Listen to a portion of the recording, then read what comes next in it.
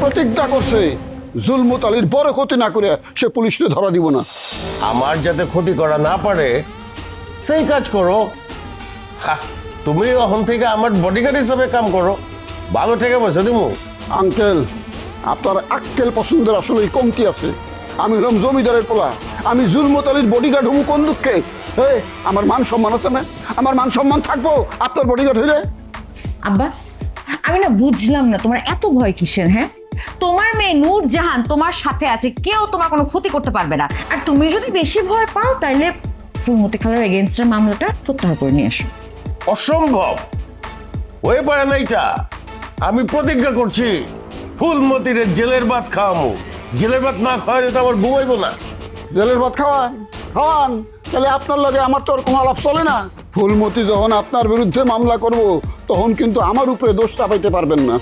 দুই পক্ষেরই না ধ্বংস অনিবার্য, মানে দুইটা পক্ষই মামলায় জড়ায় যাচ্ছ। কি পরিমাণে টাকা খরচ হবে উকিলের পেছনে কোনো ধারণা আছে? হ্যাঁ, উকিলের পেছনে ঘুরতে ঘুরতে না দুই পক্ষের গাইতে যা টাকা আছে সব খরচ হয়ে যাবে। আরে উকিলে কয়েক টাকা নিব?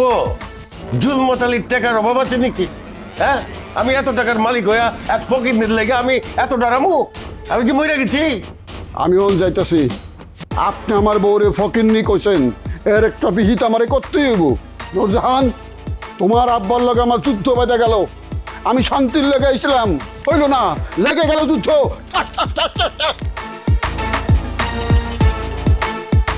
আব্বা, আমি না বুঝি না, মানে তোমরা ঝগড়া করে এরকম কি মজা পাও? ঝগড়া না করে কি শান্তিতে থাকা যায় না?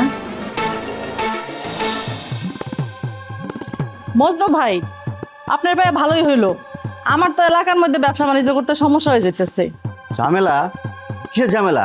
কি আপনারা কি কইছে? ওই যে আমার প্রাক্তন স্বামী আছে না জাহাঙ্গীর, ও আবার আমার বিয়ে করতে চায় আর খুব ডিস্টার্ব করে।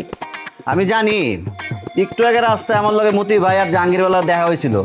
তারা আপনারে নিয়ে যে ঝগড়া শুরু করছিল, আমি না থাকলে মারামারি ফাটাফাটি করে তো শেষ করে ফেলছিল। আমি কোনো মতে দুজনকে আলাদা করে দিয়ে আসছি। মতি মিয়া তো আর এক পাগল, ওর জন্য আমি রাস্তায় বাইরে হইতে পারি না।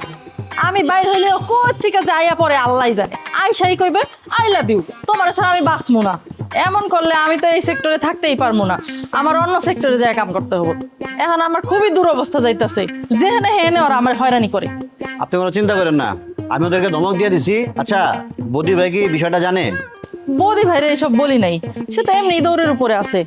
একদিকে শ্বশুরের জ্বালা, আরেকদিকে ফুলমতি খালা, উনি নিজেরাই তো সামলাইতে পারতেছে না। আচ্ছা, বদি ভাই এখন কার সাপোর্ট দিছে, খালা নাকি তার শ্বশুরের? আর বদি ভাই আর ফোকা ভাইয়ের মধ্যে সম্পর্ক কি আগের মতোই আছে নাকি এর মধ্যে কোনো ঝামেলা হয়েছে? আরে না, তাকে সম্পর্ক ভালোই আছে। বৌদি ভাই তো এখন আবার খালার পক্ষ নিছে, খালার পক্ষ হয়ে আসে আদালতে দৌড়াদৌড়ি করতেছে। ওই যা একটু ঝামেলা আর কি জামাই শ্বশুরের মধ্যেই।